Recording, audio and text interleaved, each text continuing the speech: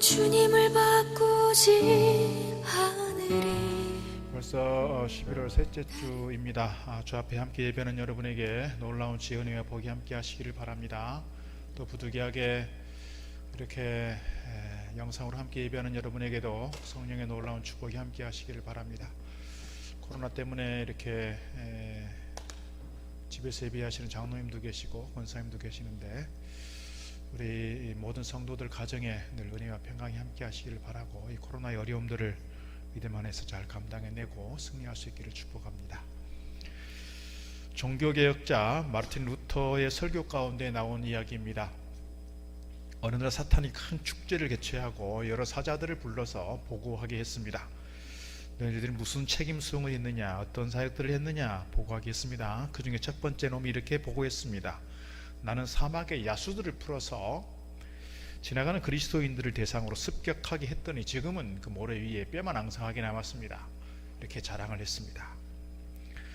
그랬더니 사탄의 두목이 이렇게 얘기합니다. 그래서 어쨌단 말이냐, 그들의 영혼은 모두 구원받아서 천국에서 복락을 누리고 있지 않느냐. 둘째가 보고했습니다. 나는 그리스도인들을 실은 배에다가 풍랑을 일으켜서 그들을 모두 물에 빠지게 했습니다. 똑같이 사탄의 두목이 그렇게 화를 냅니다. 그래서 어쨌다는 것이냐, 그들은 모두 구원받아서 하늘나라에서 영생을 누리고 있지 않느냐 그랬습니다. 셋째 놈이 이렇게 보고합니다. 저는요, 지난 10년 동안 사람들로 하여금 자신의 영혼에 대해서 게으르게 만들고 무관심하게 만들었습니다. 봉사하는 일에 무관심했습니다. 교회 가서 예배하는 일에 무관심했습니다. 세상 일에만 관심을 갖게 했습니다. 성경 보기에 게으르게 했고, 기도하는 일에 게으르게 했고, 전도하는 일에 게으르게 했고, 봉사하는 일에 게으르게 했습니다. 그래서 지금은 저들이 완전히 우리 편이 됐습니다. 이렇게 보고를 하니까 사탄의 두목이 기뻐서 크게 환호성을 지르고 소리를 쳤다 하는 이야기입니다. 어쩌면 요즘 우리 한국 교회의 현실을 잘 반영해주고 있는 것은 아닌가, 그런 생각을 하게 됩니다. 세상 일에만 관심을 갖고 교회 일에 대해서, 우리 영에 대해서, 기도하고 예배하는 일에 대해서, 봉사하고 섬기고 헌신하는 일에 대해서 관심을 갖지 않고 이런 일들에 게을러져 있는 내 모습은 아닌가, 그런 생각을 하게 됩니다. 오늘 이런 이야기를 들으면서 내 모습은 어떤 모습인지 좀 돌아보는 시간이면 좋겠습니다. 구약 성경 에스더에 보면 유대인들이 큰 민족적 위기에 몰려 있습니다. 하만에 의해서 모르드게를 비롯한 모든 유대인들이 어느 날 한시에 다 죽게 됐습니다. 그럴 때에 모르드게가 왕후인 에스더에게 사람을 보내서 이렇게 얘기합니다. 지금 비록 지금 네가 났을 때다라고 하는 이야기를 하는 건데, 에스더는 그런 두려움이 있습니다. 지금 왕이 나에게 석 달 동안이나 나를 찾지 않았고 나를 부르지 않았는데 허락 없이 왕에게 나아갔을 때 왕의 마음이 불편해지거나 왕이 분노하게 되었을 때 법도 규정은 뭐냐, 아무리 왕후이지만 그는 죽음에 이르게 된다는 겁니다. 그런 두려움이 있습니다. 그랬더니 모르드게가 이야기하는 것이 이겁니다. 에스더 4장 13절 14절. 모르드게가 그를 시켜 에스더에게 회답하되 너는 왕궁에 있으니 모든 유다인 중에 홀로 목숨을 건지리라 생각하지 마라.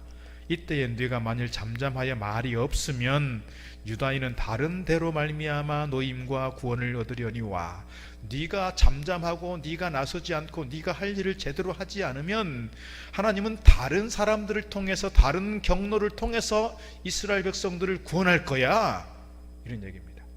하나님의 일을 함에 있어서 꼭 내가 아니더라도 나를 통하지 않고서라도 다른 방법도 있고 다른 사람도 있단 말이죠. 그러나 가끔씩 보면 하나님은 꼭 나를 필요로 할 때가 있어요. 나를 부르실 때가 있어요. 내가 섬기고 내가 헌신하고 내가 자원하는 것을 기뻐하실 때가 있어요. 그래서 하나님은 기다리실 때가 종종 있더라고요. 중요한 것은 여기서 뭐냐면, 그렇게 하면 네가 가만히 있으면 다른 데로 말미암아 노임과 구원을 얻겠지만 너와 너의 아버지 집은 멸망하리라. 네가 왕후의 자리를 얻은 것이 이때를 위함이 아닌지 누가 알겠느냐. 네가 왕후가 된 것은, 네가 왕의 아내가 된 것은 우리 민족이 이렇게 위기 가운데 있을 때 네가 나서서 뭔가 한마디 해주고 뭔가 목숨을 걸고라도 헌신해 주기를 바라는 하나님의 때가 지금이 아니냐, 이런 얘기죠. 지금 혹시 하나님께서 너를 세우신 중요한 이유와 목적이 지금 내가 나서 주기를 바라고, 지금 내가 뭔가 기여해 주기를 바라고, 네가 뭔가 앞장서서 헌신해 주기를 바라는 하나님의 때라, 이렇게 이야기하는 것이지요. 그래서 에스더 4장 15절 17절 보게 되면 에스더가 이 모르드게의 말을 듣고 결단합니다.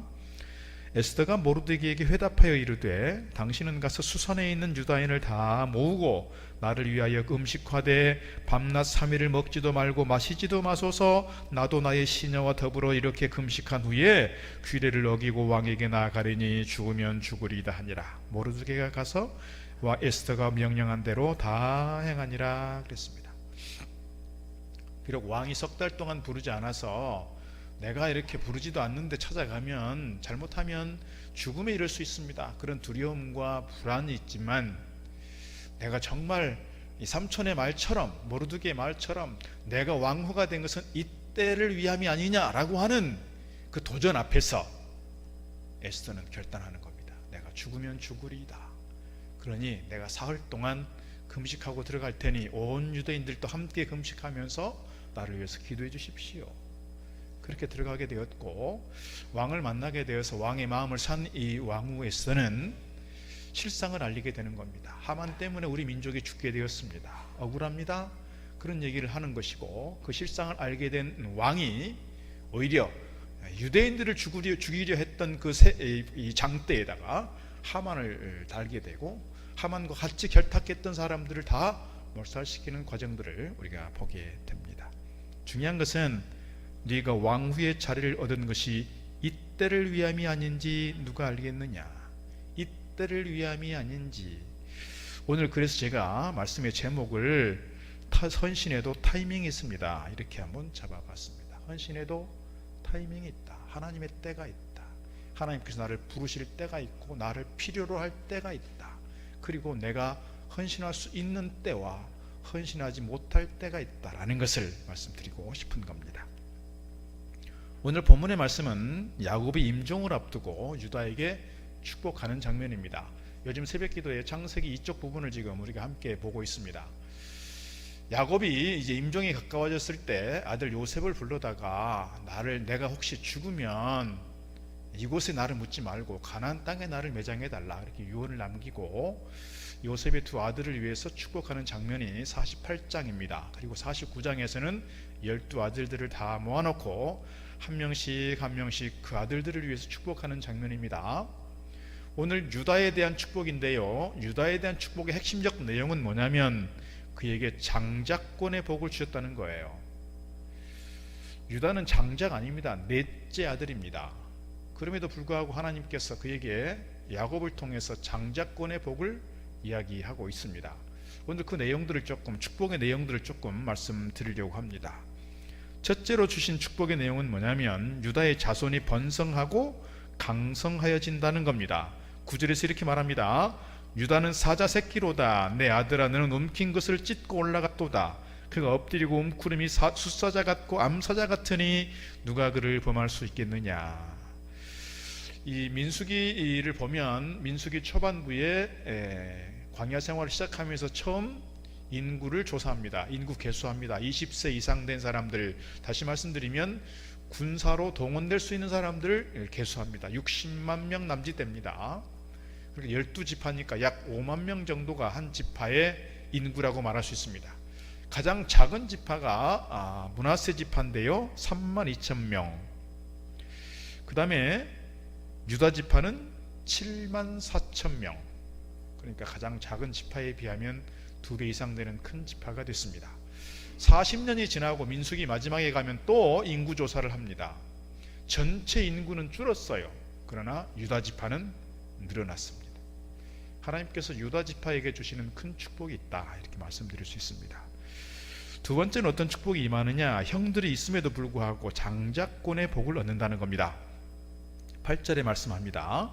유다야, 너는 너의 형제의 찬송이 될지라. 네 손이 네 원수의 목을 잡을 것이요 네 아버지 아들들이 네 앞에 절하리로다 그랬습니다. 이거는 어디서 많이 본 내용 같죠? 요셉이 어렸을 때 하나님께서 주셨던 꿈을 꾼 내용입니다. 이 곡식단이 있는데 형들의 곡식단이 나에게 절하더이다. 별들이 있는데 형들의 별들이 나에게 절하더이다. 그 내용이에요. 물론 오늘 본문 뒤에 가면 요셉에 대한 축복이 있습니다. 요셉에 대한 축복 가운데 가장 큰 축복은 뭐냐면 담장을 넘는 축복을 말합니다. 뿐만 아니라 12아들들을 한 지파씩 세우는데 요셉 지파는 없어요. 대신에 요셉의 한 분깃이 아니라 요셉의 두 아들들, 즉 에브라임과 므낫세가 한 지파가 됩니다. 그러니까 다른 아들들은 다 한 지파지만 요셉은 두 지파의 몫을 받는 거, 이런 축복도 있지만 오늘 본문의 말씀 속에서 주신 유다에 대한 중요한 축복은 그가 넷째 아들임에도 불구하고 실질적인 명실상부한 장자권을 얻게 된다는 거예요. 다른 모든 형제들이 나를 위해서 절하게 되고 다른 모든 형제들이 나에게 엎드리게 될 것이다, 그런 약속을 하고 있는 겁니다. 그래서 지금도 이스라엘 백성들을 누구라고 부르냐면 유대인이라고 부릅니다. 유다인이라고 부르죠. 유다가 중심이 되었다, 이렇게 말씀드릴 수 있습니다. 자, 세 번째 축복은 뭐냐면요, 10절 말씀에서 이스라엘 왕의 혈통이 된다는 거예요. 10절에서 규가 유다를 떠나지 아니하며 통치자의 지팡이가 그 발 사이에서 떠나지 아니하기를 실로가 오시기까지 이르리니 그에게 모든 백성이 복종하리로다. 규가 유다를 떠나지 않는다, 통치자의 지팡이가 계속 있게 된다라는 이야기는 이스라엘의 왕적 계보를 이어줄 것을 말하는 겁니다. 다윗 이후로 남유다가 바벨론에 망할 때까지 20명의 왕이 남유다 출신들입니다. 계속해서 왕의 계보가 이어진다는 것이죠. 더 중요한 것은 뭐냐면 물질의 복도 사실 받게 되죠. 11절 12절 말씀 보게 되면 물질의 복도 좀 말씀을 드리고 넘어가겠습니다. 그의 나귀를 포도나무에 매며 그의 암나귀 새끼를 아름다운 포도에 맬 것이며 또 그 옷을 포도주에 빨며 그의 복장을 포도즙에 빨리로다. 그의 눈은 포도주로 인하여 붉겠고 그의 이는 우유로 말미암아 이리로다. 포도나무와 우유에 대한 축복의 약속들을 하고 있습니다. 나귀는 어디다 맵니까? 잡목에 맬 것입니다. 포도나무에 매면 포도나무가 끌려가 버리면 안 되니까 포도나무에 매지 않고 잡목들에 보통 맬 텐데 얼마나 포도가 많든지 포도나무에 나귀를 매게 된다. 그리고 포도주에서 생산되는 것들로 인해서 큰 복을 얻게 될 것이다. 뿐만 아니라 유다 자손들이 누리게 될 평화와 풍성한 축복을 이야기해 주는 것입니다. 마지막 부분에서 유다 지파가 누리는 가장 큰 축복은 뭐냐? 메시아의 계보를 잇는다는 거예요. 10절로 다시 돌아가 보면 중간에 이렇게 말씀하고 있습니다. 실로가 오시기까지 이르리니 그랬습니다. 여기서 실로가 오신다는 것은 뭐냐면 메시아를 상징하는 것입니다. 그러니까 이스라엘 12지파 중에서 유다지파를 통해서 왕의 계보가 이어지고 유다지파를 통해서 어떤 계보가? 메시아의 계보가 이어진다는 점에서 가장 큰, 가장 놀라운 축복을 받은 지파가 어디냐? 유다지파다, 이렇게 말씀드릴 수가 있습니다. 오늘 하나님께서 유다에게 약속하시는 것처럼 우리는 사실은 영적 이스라엘이라고 말씀드릴 수 있죠. 모든 12지파가 다 복을 누리지만 12지파 중에서도 유다가 큰 복을, 특별한 은총을 입은 것처럼 오늘 우리가 유다지파처럼 특별한 하나님의 은혜와 은총을 누릴 수 있는 복된 가정들, 복된 사람들 다 되어지기를 주의 이름으로 축복합니다.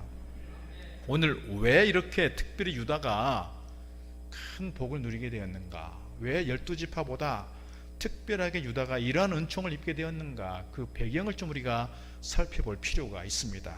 중요한 것은 뭐냐면 이 축복의 이유는 생명을 건, 목숨을 건 헌신에 있다, 이렇게 말씀드릴 수가 있겠습니다. 창세기를 통해서 또는 구약 성경을 통해서 유다와 유다의 후손들이 어떻게 헌신했고 어떻게 봉사했는지를 몇 가지 살펴보려고 합니다. 첫 번째는 뭐냐면 유다는 요셉을 죽음의 위기에서 살리는 일에 앞장섰다는 거예요. 창세기 37장 말씀 보게 되면 형들이 요셉을 보면서 꿈꾸는 자가 오는도다 하고 저를 잡아 죽이자 그랬잖아요. 그러다 잡아 죽이기로 했고 지금 구덩이에, 물이 없는 구덩이에 빠뜨렸습니다. 그 상황 속에서 저 동생을 좀 살려야 되겠는데 했던 유다가 하나의 어떤 방법을 찾아냅니다. 그 방법이 뭡니까? 저를 죽이느니 뭐합니까? 차라리 그냥 팝시다. 미디안 상인에게 팔자고 제안한 사람이 누구냐면 유다입니다. 그 상황 속에서 모든 형들이 요셉을 보면서 시기하고 미워하고 질투하고 그렇게 분노에 차있던 그 상황 속에서 저를 죽이겠다고 작정했을 때 어쨌거나 그를 살려내겠다라고 작정한 사람이 누구냐? 유다입니다. 그래서 물론 이 미디안 상인에 의해서 팔려가서 억울하게 노예살이도 했고 억울하게 감옥살이도 했지만 그런 우여곡절을 끝에 결국 그가 총리가 될 수 있었던 것은 유다가 그를 살려냈기 때문이라 이렇게 말씀드릴 수 있겠죠. 두 번째로 유다가 보여준 장면이 있습니다. 가나안의 기근이 심하게 들었습니다. 애굽으로 가서 양식을 구하오르는 과정에 동생 베냐민이 붙잡히게 됐습니다. 두 번째 양식 사러 갔을 때죠. 그때 베냐민을 데리고 가야 양식을 주겠다고 했던, 그리고 베냐민을 데리고 가야 너네들을 내가 도둑으로 취급하지 않겠다, 너희들을 내가 간첩으로 취급하지 않겠다, 이렇게 엄포를 놨었기 때문에 베냐민을 데리고 가지요. 데리고 가면서 그 아버지에게 자기 어떤 생명을 걸고 약속하는 부분이 있습니다. 그리고 나중에 베냐민 곡식 자루에 은잔이 들어있을 때, 그래서 그 은잔 때문에 베냐민이 포로로 잡힐 수밖에 없는 그 상황 속에서 나섰던 사람이 누구냐? 유다입니다. 44장 31절 보면 이렇게 기록되어 있습니다. 아버지가 아이의 없음을 보고 죽으리니 이같이 되면 종들이 주의 종 우리 아버지가 흰 머리로 슬퍼하며 스올로 내려가게 하미니이다. 주의 종이 내가 내 아버지에게 아이를 담보하기를 내가 이를 아버지께로 데리고 돌아오지 아니하면 영영이 아버지께 죄짐을 지리다 하였사오니 이제 주의 종으로 저로 하여금 이 아이를 대신하여 머물러 있어 내 주의 종이 되게 하시고 그 아이는 그의 형제들과 함께 올려 보내소서. 그 아이가 나와 함께 가지 아니하면 내가 어찌 내 아버지께로 올라갈 수 있으리까 두렵건대 재해가 내 아버지에게 미침을 보리이다. 이 아이가 돌아가지 않으면 아버지는 필시 죽은 목숨입니다 하면서 아이 대신 나를 볼모로 잡아달라고, 나를 종으로 삼아달라고 목숨을 걸고 헌신하는 거예요. 동생 살리겠다고, 그리고 아버지를 향하는 마음 때문에. 그 유다의 말을 들은 요셉이 자기의 감정을 참지 못하고 형제들을 끌어안고 자기가 요셉이라고 자기 신분을 노출하고 형제들을 끌어안고 통곡하면서 눈물을 흘렸습니다. 나중에 아버지 야곱이 그 얘기를 듣지 않았을까요? 아버지 야곱이 그 얘기를 들으면서 유다에 대해서 어떤 마음이 들었을까요? 그래, 저놈은 나를 이토록 사랑하는구나, 나를 위해서 저렇게 목숨을 걸고 헌신했구나, 그런 얘기 분명 하게 되었을 것입니다. 자, 세 번째는 유다 지파가 출애굽할 때 어떤 일이 있었냐면, 출애굽할 때 40년 동안 광야 행진에서 늘 선두에 서서 가게 됩니다. 민수기 10장에 보니까 이렇게 되어 있습니다. 12절, 이스라엘 자손이 시내 광야에서 출발하여 자기 길을 가더니 파란 광야에 구름이 머무니라. 이와 같이 그들이 여호와께서 모세에게 명령하신 것을 따라 행진하기를 시작하였는데 선두로 유다 자손의 진영의 군기에 속한 자들이 그들의 진영별로 행진하였으니 유다 군대는 암미나답의 아들 나손이 이끌었다 그랬습니다. 이스라엘 백성들이 지파별로 이제 12지파가 다 가나안을 향해서 출발합니다. 행진을 합니다. 그때 맨 앞서서 간 그 지파가 누구냐? 유다 지파였습니다. 사막이기도 하겠고요, 가다가 대적을 만날 수도 있고요, 계속해서 저들을 공격하고 저들을 침노하는 이 부족들을 만날 수도 있고요. 그러니까 늘 위험을 감수해야만 하는 그 지파입니다. 길을 개척해 가야 합니다. 어찌 보면 가장 많은 희생을 감수하고 가야 되는 지파가 유다 지파였을 것입니다. 그러나 유다 지파는 그 일에 대해서 뒤로 물러서지 않았어요. 늘 앞장서서 헌신했고 봉사했고 선두로 치고 나갔습니다. 이것이 유다 지파가 보여준 헌신의 모습이라 할 수 있습니다. 어찌 보면 이 십자가 신앙은 그거 같습니다. 십자가 신앙은 주님께서 우리를 위해서 사랑하시고 우리를 위해서 십자가에서 피를 흘리시고 우리를 위해서 희생하셨던 그 주님의 사랑, 주님의 그 헌신을 우리가 함께 따라가는 것인데, 십자가 앞에서 우리가 멀찍이 따라가는 것이 아니라 십자가에 바짝 붙어서 따라가고 순종하고 섬기는 것이 십자가 신앙이 아닌가, 그렇게 생각이 듭니다. 예배 드릴 때에도, 헌신할 때에도, 기도할 때에도 우리가 늘 뒷자리에 머물러 있는 것이 아니라 앞자리로 나아가고 선두에 서서 힘써 봉사할 때 주님께서 오늘 우리에게 유다에게 주시는 복도 허락하여 주시는 줄로 믿습니다. 네 번째 유다 지파가 보여준 또 하나의 모습은 뭐냐면 가나안 정복 전쟁을 치를 때에 늘 앞장섰다는 거예요. 가나안 정복 전쟁이 몇 년간에 끝나는 것이 아닙니다. 약 100여 년 동안 계속됐습니다. 쉽게 말하면 100년 전쟁을 치르면서 가나안을 점령해 들어간 겁니다. 그때에도 맨 앞장서서 선발대로 간 부대가 누구냐? 유다 지파입니다. 사사기 1장 1절. 여호수아가 죽은 후에 이스라엘 자손이 여호와께 여쭈어 이르되 우리 가운데 누가 먼저 올라가서 미디안 족속과 싸우리이까? 여호와께서 이르시되 유다가 올라갈지니라. 보라 내가 이 땅을 그의 손에 넘겨주었노라 하시니라. 여러분, 광야에서 행진할 때보다 더 위험을 크게 감수해야 되는 것이 전쟁 아니겠습니까? 전쟁에서 맨 앞선 부대가 늘 가장 큰 피해를 입고 희생을 치러야 될 것입니다. 오늘 유다 지파는 이 부분에 대해서 감수해내는 거예요. 어찌 보면 유다 지파가 가장 강한 군사가 있었을지 모르겠습니다. 유다 지파가 어찌 보면 그렇게 헌신에 자원했는지 모르겠습니다. 하나님께서 그에게 또 지명하기도 했습니다. 그래서 100년 전쟁을 치르면서 계속해서 맨 앞에 서서 이렇게 어려운 일들을 감당해냈고 정복 전쟁을 치러갔다, 이렇게 말씀드릴 수가 있습니다.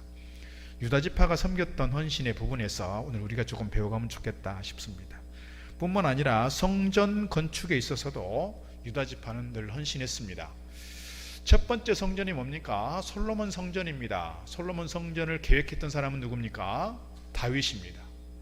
다윗이 하나님께 기도했습니다. 하나님, 저 성전을 짓고 싶어요. 하나님께서 그에게 허락지 않았습니다. 너는 안 돼. 너는 너 피를 많이 흘렸어. 너 피 묻은 손으로 하는 거 나 반가워하지 않을 거야. 그러나 다윗은 뭐예요? 하나님께서 나에게 허락하시지는 않았지만 내가 성전 건축할 수 있도록 다 준비해 놓겠습니다. 헌신합니다. 가장 많이 헌신했던 지파가 어디예요? 유다 지파입니다.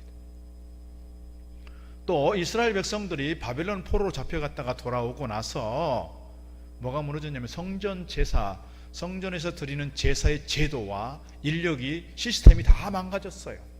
제대로 제사가 드려지지 않았어요. 이유는 뭐냐면 레위인들을 중심으로 해서 이 성전 제사가 드려지게 되는데 12지파 사람들이 다 뭘로? 11조를 내고 헌금을 하고 감사헌금을 하고 예물을 드려서, 곡식을 드려서 이 레위인들을 세우고 레위인들이 그건 먹고 제사를 진행해야 되는데 12지파 사람들이 다 생활이 어려우니까 11조를 안 내는 거예요. 공물을 내지 않는 거예요. 재물을 바치지 않는 거예요. 그러니까 레위인들이 먹고 살 게 없어서 뭐예요? 꽉 지방으로 흩어져서 다 농사 짓고 있어요. 그때 이 사실을 느헤미야가 알고 느헤미야가 독촉합니다. 느헤미야가 얘기하는 것이 있습니다. 13장 보면 이렇게 기록합니다. 내가 또 알아본즉, 느헤미야 13장 10절, 레위 사람들이 받을 몫을 주지 아니하였으므로 그 직무를 행하는 레위 사람들과 노래하는 자들이 각각 자기 밭으로 도망하였기로 내가 모든 민장들을 꾸짖어 이르기를 하나님의 전이 어찌하여 버림바 되었느냐 하고 곧 레위 사람들을 불러 모아 다시 제자리에 세웠더니 이에 온 유다가 곡식과 새 포도주와 기름의 11조를 가져다가 곳간에 드림으로 내가 제사장 셀레마와 서기관 사독과 레위 사람 부다야를 창고지기로 삼고 이러이러해서 일꾼들을 세웠고 분배했다 그랬습니다. 성전 제사를 회복하기 위해서, 성전의 어떤 일들을 회복하기 위해서 가장 앞장서서 섬기고 헌신했던 지파가 어디다? 유다 지파입니다. 온 유다가 이를 듣고 함께 섬겼습니다. 이런 과정들을 보면 유다가 왜 장자권의 복을 얻게 되었고, 왜 유다가 왕의 계보를 잇게 되었고, 왜 유다를 통해서 메시아의 계보가 이어지는지를 우리가 잘 기억할 수 있습니다. 그 비결을 우리가 생각해 볼 수 있다는 것이죠. 그만큼 목숨을 걸고 헌신했고, 유다만이 아니라 유다의 후손들도 할아버지인 이 유다를 따라서 그 지파 사람들이 다 이렇게 헌신했고 희생을 감수하면서 섬겼고 봉사했다는 거예요. 그런데 오늘 말씀을 생각하면서 헌신에 대해서 좀 생각을 해보니까 헌신은 어디로부터 오는가 생각하면 헌신, 은혜에 대한 감사, 은혜에 대한 깨달음에서 온다, 저는 그렇게 생각이 됐습니다. 얼마 전에 프랑스의 93세 되신 할아버지가 코로나19에 감염되어서 병원에 이송된 적이 있습니다. 24시간 동안 만 하루 동안 산소 공급을 받고 치료를 잘 받아서 많이 회복이 되었습니다. 그리고 의사로부터 진료비 계산서가 내려왔습니다. 얼마만큼 진료비가 내려왔느냐? 50만 프랑이 나왔습니다. 우리나라 돈으로 계산해 보니까 약 7억 원이 됩니다. 하루 동안 여러분 미국 같은데 이빨 하나만 뽑아도 막 수백만 원 가잖아요. 이게 이제 이 계산서가 그렇습니다. 그래서 이 계산서를 받아든 이 할아버지가 막 이제 눈물을 흘리면서 울고 있는 겁니다. 이 의사 선생님이 그 모습 보면서 진료비가 너무 많이 나와서 그렇게 이렇게 감당할 수가 없다 싶으니까 저렇게 울고 계시는구나 그 생각하고, 할아버지 이거 의료비가 많이 나왔지만 너무 걱정하지 마세요 그랬어요. 그랬더니 그 할아버지께서 이렇게 얘기하는 겁니다. 저는 지불하게 될 금액을 보고 눈물이 흘리는 것이 아닙니다. 저는 치료비를 다 낼 수 있습니다. 그만한 재산이 있습니다. 제가 눈물을 흘리는 것은 24시간 동안 산소 공급 받으면서 50만 프랑 7억 원의 돈을 지불해야 하는데, 저는 하나님께서 주신 산소를 93년 동안 마시면서 돈을 지불한 적이 한 번도 없었습니다. 그러면 제가 하나님께 얼마나 많은 빚을 졌을까요? 93년 동안 그렇게 편하게 산소를 공급받았고 호흡해왔던 그 과정들을 돌아보면서 하나님께 대한 은혜를 너무 잊고 살았다는 거예요. 그 이야기를 들은 의사 선생님이 고개를 숙였다 하는 이야기 있습니다. 오늘 우리가 우리의 삶의 과정들을 돌아보면 다 하나님의 은혜입니다. 하나님의 큰 은혜 속에 살아가고 있지만 그 은혜가 은혜인 것을 잊어먹고 감사하지 못하고 있는 내 모습은 아닌가 그런 생각을 갖습니다. 우리가 물론 구원의 은혜일 뿐만 아니라 우리가 일상 속에 누리는 많은 은혜들이 있잖아요. 숨을 쉬는 것, 먹을 수 있는 것, 잠자리 있는 것 다 돌아보면 하나님의 은혜인 줄로 믿습니다. 이 은혜에 대한 감사와 감격이 있을 때, 그런 깨달음이 생길 때 우리에게 헌신의 마음이 있다 이렇게 여겨집니다. 그런데 중요한 것은 오늘 제가 헌신에도 때가 있고 헌신에도 타이밍이 있다는 말씀 드리면서 헌신에도 때가 있다는 거예요. 헌신할 수 있는 때, 그 헌신할 수 있는 때를 놓치게 되면 나중에 어떻게 해요?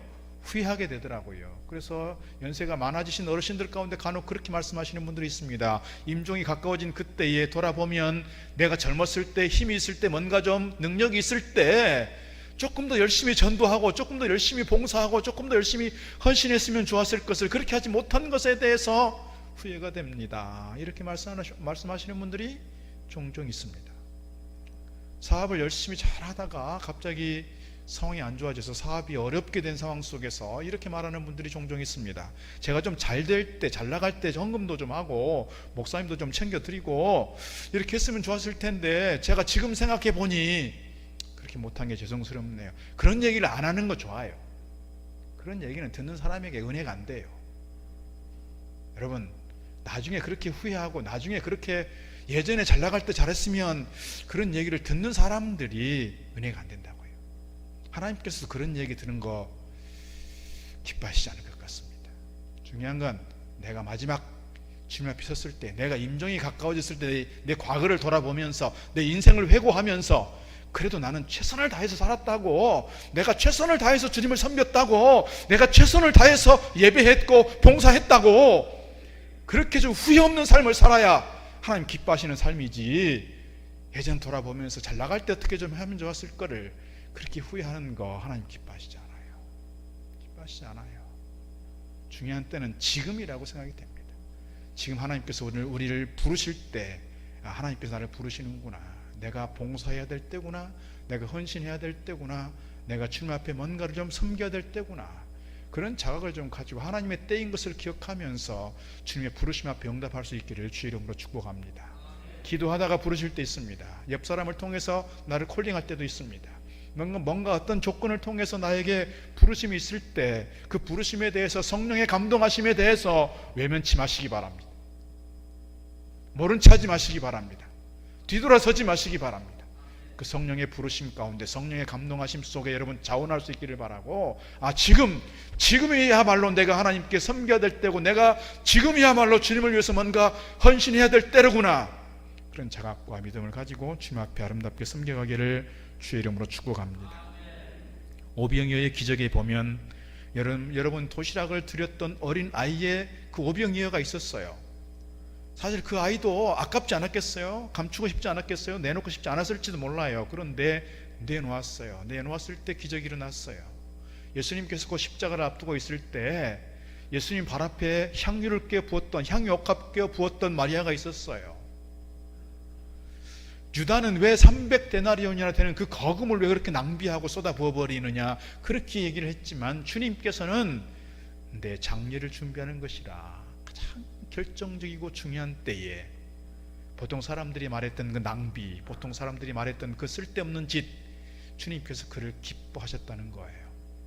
오늘 우리가 주님 앞에 섬기고 헌신할 때 내가 여러 가지로 섬길 수 있습니다. 물질로 섬길 수 있고, 뭔가 은사를 가지고 섬길 수 있고, 시간을 낼 수 있고, 내 몸으로 섬길 수 있고, 이런 섬김들에 대해서 어떤 사람들은 왜 그렇게 교회에다 낭비하느냐, 왜 그렇게 교회에 그렇게 시간을 낭비하느냐, 물질을 낭비하느냐 할 수 있어요. 그러나 주님께서 보실 때 귀하다 여기실 줄로 믿습니다. 주님께서 오늘 우리의 모습, 우리 헌신과 섬김의 모습을 보면서 기뻐하시는 줄로 믿습니다.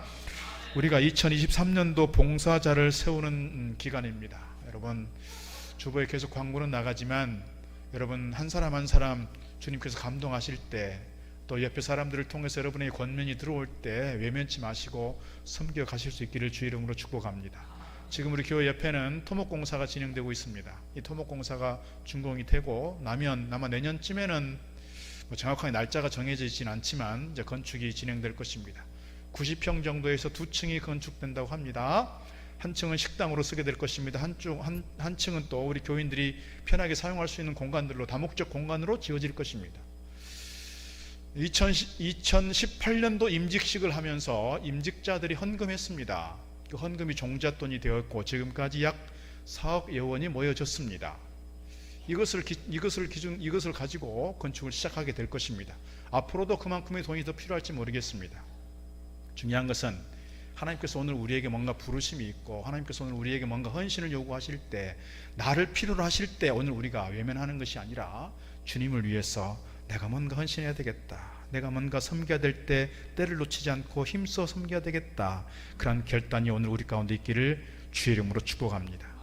사랑하는 성도 여러분, 2022년도 이제 얼마 남지 않았습니다. 올 한 해를 지나가면서 또 내년 한 해를 또 새롭게 출발해 가면서 오늘 우리 마음속에 새로운 다짐이 있으면 좋겠습니다. 하나님께서 나를 부르실 때에 하나님의 때라는 것을 기억하면서 이 때를 놓치지 않고 나중에 후회하는 시간들이 아니라 나에게 힘이 있고, 나에게 뭔가 능력이 있고, 나에게 뭔가 상황이 될 때, 또 그렇지 않을지라도 하나님의 부르심을 따라 힘써 섬길 때 하나님께서 오늘 우리에게 유다에게 주셨던 그 은혜와 축복이 아름답게 임하게 될 줄로 믿습니다. 오늘 우리 당대만이 아니라 우리 후손들을 통해서도 우리가 하나님의 때에 응답함으로써, 하나님의 타이밍에 순종함으로써 하나님의 크신 은혜와 복을 누릴 수 있는 저와 여러분 되기를 주의 이름으로 축복합니다. 기도하겠습니다. 하나님 감사합니다. 2022년을 이제 몇 주 남지 않은 상황 속에서 저희들 또 예배를 드립니다. 또 올 한 해를 돌아보면서 내년을 새롭게 계획해야 되는 때, 또 우리 교회로서는 또 봉사자들을 모집하고 또 건축을 앞두고 있는 가운데 저희들이 어떻게 하나님의 부르심의 때를 따라 순종하고 응답해야 되는지 돌아봅니다. 주님, 오늘 유다가 자기의 인생을 걸고 자기의 생명을 걸고 헌신했고 앞장서서 헌신했을 때 하나님 그에게 장자권을, 또 왕의 계보를, 메시아의 계보를 허락하신 것처럼 오늘 저희들에게도 단순한 영적 이스라엘만이 아니라 영적 이스라엘 중에서도 유다 지파처럼 하나님의 놀라운 은혜와 특별한 은총을 입는 축복의 사람들로 세워지도록 인도하여 주옵소서. 저희들 이를 위하여 하나님의 부르심이 때에, 하나님께서 나를 필요로 하신 때에 저희들을 도망가는 것이 아니라, 회피하는 것이 아니라 자원하여 앞장서서 섬기고 헌신함으로써 하나님의 놀라운 은혜와 은총 입게 하시고, 오늘 우리 세대만 아니라 우리 다음 세대, 그리고 또 다음 세대 우리 후손들에게도 큰 은혜와 축복이 흘러가는 귀한 통로 되게 하여 주옵소서. 예수님 이름으로 기도드리옵나이다. 아멘. 주님을 받고 바꾸지 않으리 다른 어떤 은혜 구하지 않으리 오직 주님